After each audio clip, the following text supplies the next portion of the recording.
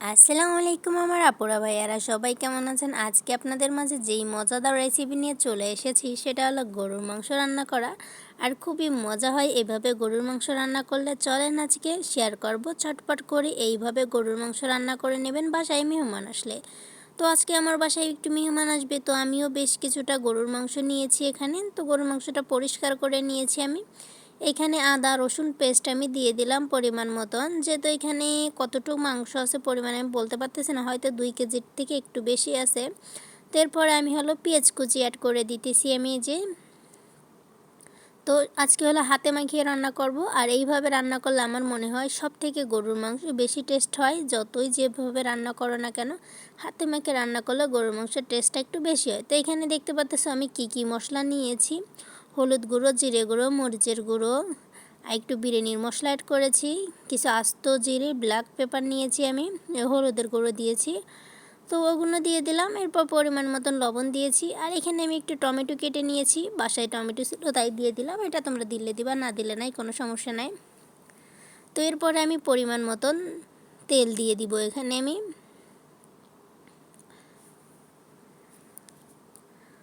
আমার মাংসের ভিতরে অনেক তেল আছে, তারপরও আমি তেলের পরিমাণটা একটু কম দিয়েছি।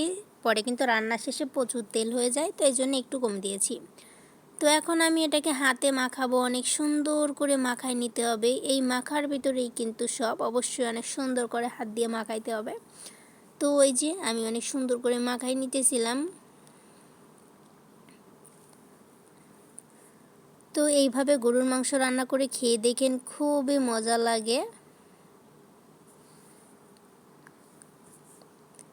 বাসায় যখন মেহমান আসে তখন কিন্তু আমরা খুব বেশি ঝামেলায় পড়ে যাই রান্না বাড়া নিয়ে। তো আমি কিন্তু সবসময় বাসায় মেহমান আসলে সবার আগে গরুর মাংসটা বসিয়ে দিব, তারপরে বাকি কাজটা করব। অলমোস্ট সবার আগে গরুর মাংসটা থাকবেই আমার বাসায়, এরপরে বাকি জিনিস আমি রান্না করে নিই আস্তে আস্তে। কিন্তু গরুর মাংসটা আমি সবসময় এভাবেই রান্না করি, কারণ এভাবে রান্না করলে অনেক সুবিধা হয়।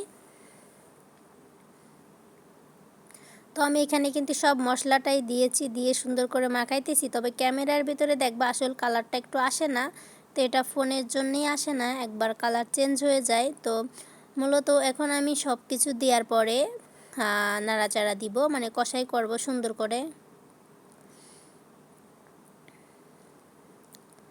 তো ডেকে ডেকে অনেক সময় নিয়ে অনেক সুন্দর করে গরুর মাংসটা রান্না করতে হবে। আর দেখো মাখাইছি, দেখতে কিন্তু খুবই সুন্দর লাগতেছে। তো এখন আমি ঢেকে দিব, ঢেকে কষাই করতে হবে যেহেতু। আর গরুর মাংস থেকে প্রচুর পানি বের হয়, এই জন্য আর কোনো পানি অ্যাড করব না। তবে আমি এখন সুন্দর করে কিছুক্ষণ পর পর নাড়া দিয়ে দিব আর কষাই করে নিব মাংসটাকে। আর এই মাংস দিয়ে যে পানিটা আসবে, এই পানিটা দিয়েই কিন্তু আমি রান্নাটা কমপ্লিট করে নিব।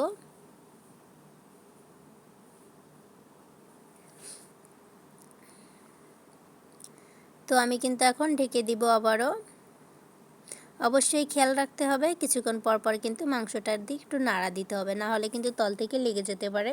কারণ ফার্স্টের দিক কিন্তু পানিটা বের হয় না, 2-1 বার ঢেকে দিলে তারপর কিন্তু পানিটা বের হয়।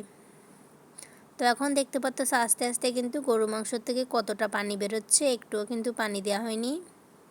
তো এখন আমি সুন্দর করে আবারও মিক্স করতেছি। এখানে আমি শুকনো মরিচের গুঁড়োটা ইউজ করেছি আপুরা।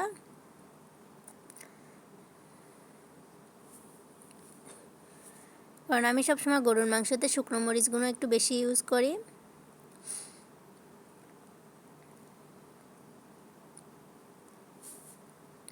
আমি হাতে মাখিয়ে আজকে রোস্ট রান্না করেছি, হাতে মাখিয়ে গরুর মাংস রান্না করেছি মেহমানের জন্যে। আর বিশেষ করে রোস্টটা তোমাদের মাঝে শেয়ার করব কোনো এক সময়, সবাই আমার সাথে থাকবা। আমার নতুন বন্ধুরা প্লিজ আমার চ্যানেলটিকে সাবস্ক্রাইব করে দিবা। তোমাদের কাছে ছোট্ট একটা রিকোয়েস্ট থাকলো, প্লিজ প্লিজ সবাই একটু সাবস্ক্রাইব করে দিও। তো এই যে দেখো আমি ঢেকে ঢেকে কিন্তু রান্নাটা করে নিচ্ছি।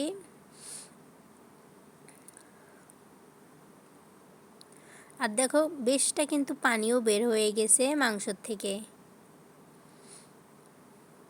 আমার বাসায় অনেক টমেটো ছিল, তাই একটু টমেটো গরুর মাংসের ভিতর দিয়ে দিলাম। আর টমেটো দিলে কিন্তু ভালোই লাগে, মন্দ কিন্তু লাগে না, তোমরা কিন্তু দিয়ে দেখতে পারো।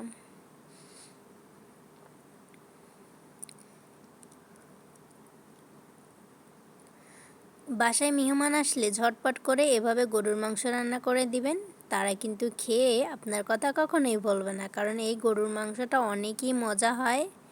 বিয়েবাড়ির থেকেও বেশি মজা হবে আপনি এইভাবে গরুর মাংস রান্না করলে।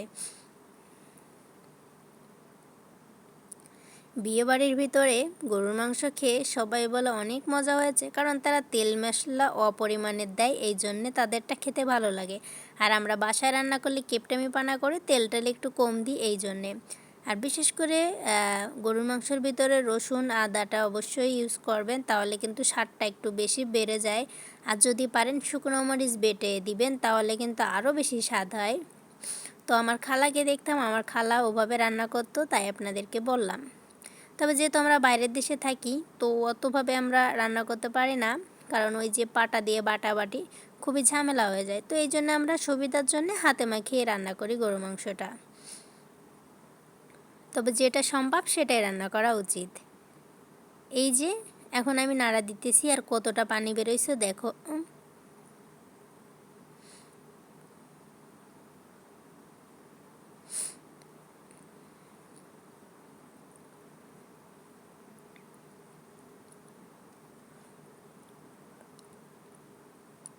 এখন আমি গরুর মাংসটাকে ঢেকে দিব। আমার হাজব্যান্ডের অনেক অনেক পছন্দ গরুর মাংস, তো এই জন্য সবসময় কিন্তু আমার বাসায় গরুর মাংস রান্না করতেই হয়। যতই মুরগির মাংস রান্না করি না কেন, কিন্তু আমার হাজব্যান্ডের জন্য স্পেশাল করে এর জন্য গরুর মাংস আমার প্রতিদিনই রান্না করে রাখতে হয়, কারণ আমার হাজব্যান্ড গরুর মাংস, এক কথা বলতে গেলে গরুর মাংস সে খুবই পাগল। মুরগির মাংস থাকলে সে অতটা বেশি পছন্দ করে না, তবে তার গরুর মাংস সবসময় লাগে। তো এই জন্য মাঝে মাঝে আমি বেশ রান্না করে রেখে দিই ওর জন্যে, যাতে 2-1 দিন খেতে পারে, পরে আবার রান্না করে দিই। তো সবসময় কিন্তু আমি এভাবেই রান্না করে দিই ওকে। আমার কাছে গরুর মাংস এভাবে রান্না করলে বেশি মজা লাগে। আর এটা দেখতে দেখো কতটা ইয়াম্মি হয়েছে। আমি কিন্তু অনেক সময় রান্না করেছি গরুর মাংসটাকে। এখন কিন্তু আমি ঢেকে ঢেকে আরও কিছু সময় রান্না করে নিব। অলমোস্ট কিন্তু আমার গরুর মাংসটা দেখতে পাচ্তেছো হয়ে গিয়েছে, কিন্তু আমি আরও রান্না করে নিব, কারণ আমি কোনো পানি রাখবো না, একদম ভুনা ভুনা করব গরুর মাংসটাকে। আর মেহমান আসলে গরুর মাংস বলে যে কোনো জিনিস একটু ভুনা দিলে না ভালো হয়, কারণ এটা সবাই বেশি পছন্দ করে। আমি যে কোনো জিনিস রান্না করি না কেন, আমি ভুনাটা বেশি রান্না করি, আর আমার ভুনাটাই বেশি ভালো লাগে। দেখতে পাচ্ছ আমার গরুর মাংসের কালারটা কতটাই সুন্দর এসেছে আমার আপুরা ভাইয়ারা। আর গরুর মাংসটা এখন আমি সুন্দর করে একদম রান্না করতে করতে পরে দেখবা যত তেল আছে সব বেরোয় আসবে, কারণ আমি কিন্তু অনেক তেল দিয়েছি, আর গরুর মাংসের ভিতরেও কিন্তু অনেক তেল ছিল।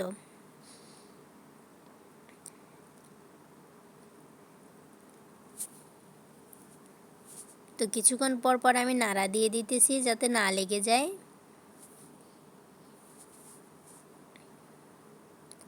তোমরা একবার হলো এইভাবে গরুর মাংস খেয়ে দেখো, দারুণ স্বাদের হয় কিন্তু। এইভাবে গরুর মাংস রান্না করে খেয়ে দেখো। বাসায় মেহমান আসলে বা কোনো অনুষ্ঠানে এইভাবে রান্না করবা গরুর মাংস। আমি কিন্তু সব কিছুর পাউডারটা ইউজ করেছি আপুরা, দারচিনি বলো, পরে এলাচ বলো, এগুলোর কিন্তু আমি পাউডার ইউজ করেছি। তোমরা চাইলে কিন্তু আস্তে আস্তে ইউজ করতে পারো, কারণ আমার হাজব্যান্ড ওই যে ওগুলো পছন্দ করে না। যদি তার খাবারের সময় তার প্লেটে মুখের ভিতরে যায়, তার খাবারের রুচি নাকি নষ্ট হয়ে যায়। তো ওই জন্যে আমরা ওটা পাউডারটা ইউজ করি।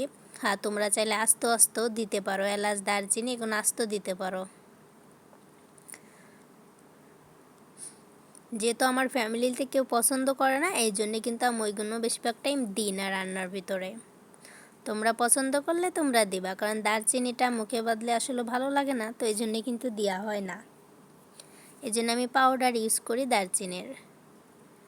আর দেখো কিছুটা পেঁয়াজ ভেজে রেখেছিলাম যে গরুর মাংসের উপরে পরে সাজিয়ে দিব, ওইখান থেকে কিছুটা আমি এর ভিতরে মিক্স করে দিলাম, তাহলে কিন্তু একটু স্বাদটা একটু বেড়ে যাবে। আর আমি এখন পেঁয়াজ ভাজিটা দিব না, কারণ এখন দিলে কিন্তু পেঁয়াজটা নরম হয়ে যাবে। আমি যখন মেহমানের জন্য গরুর মাংসটা ঢেলে নিব, তখনই কিন্তু সুন্দর করে উপর দিয়ে সাজিয়ে দিব পেঁয়াজ ভাজি দিয়ে। তো এই জন্যে কিছুটা পেঁয়াজ ভাজি এখানে আমি দিয়ে দিয়েছিলাম আপনাদেরকে দেখানোর জন্যে। আর আমার এই গরুর মাংস রেসিপি কেমন লেগেছে আমার আপুরা ভাইয়ারা আজকে কিন্তু সবাই বলে যাবেন। আর অবশ্যই কিন্তু ট্রাই করে দেখবেন এইভাবে গরুর মাংস রান্না করলে কেমন লাগে। আর আমার গরুর মাংসের কালারটা কিন্তু মাশাআল্লাহ বাস্তবে অনেক অনেক সুন্দর এসেছিল, কিন্তু ক্যামেরার থেকে বাস্তবের কালারটা কিন্তু অসাধারণ এসেছিল। আজকের মতন চলে গেলাম, বাই বাই।